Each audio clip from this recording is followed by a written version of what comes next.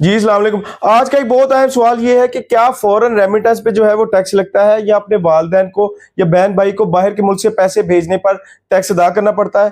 पहले तो हम ये जो है वो समझने की कोशिश करते हैं कि फॉरेन रेमिटेंस जो है उस पर किसी भी किस्म का टैक्स नहीं लगता और ये जो है वो टैक्स एग्जेम्प्ट होती है। लेकिन इसके लिए भी एक शर्त है। इससे पहले हम ये समझने की कोशिश करते हैं कि फॉरेन रेमिटेंस बेसिकली है क्या। फॉरेन रेमिटेंस उस रकम को कहते हैं जो कि पाकिस्तान से किसी बाहर से मुल्क से आए और दूसरी करेंसी में आए और पाकिस्तान के जो है बैंक में आए और पीकेआर में कन्वर्ट हो जाए।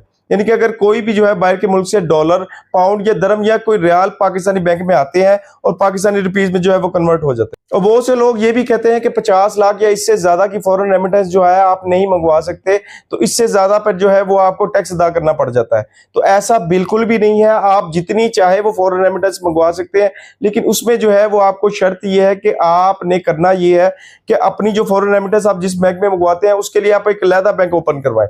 आप कोशिश करें कि उस बैंक में जो है लोकल ट्रांजैक्शन यानी कि पीकेआर की ट्रांजैक्शन ना हो, बल्कि उसमें सिर्फ जो है वो फॉरेन रेमिटेंस ही है। और आपने हर साल के एंड में अपने बैंक से एक सर्टिफिकेट का मुतालबा करना है जिसको हम पीआरसी सर्टिफिकेट कहते हैं, जिसमें आपकी फॉरेन रेमिटेंस की सारी डिटेल होती है और ये सर्टिफिकेट लेना बहुत जरूरी होता है।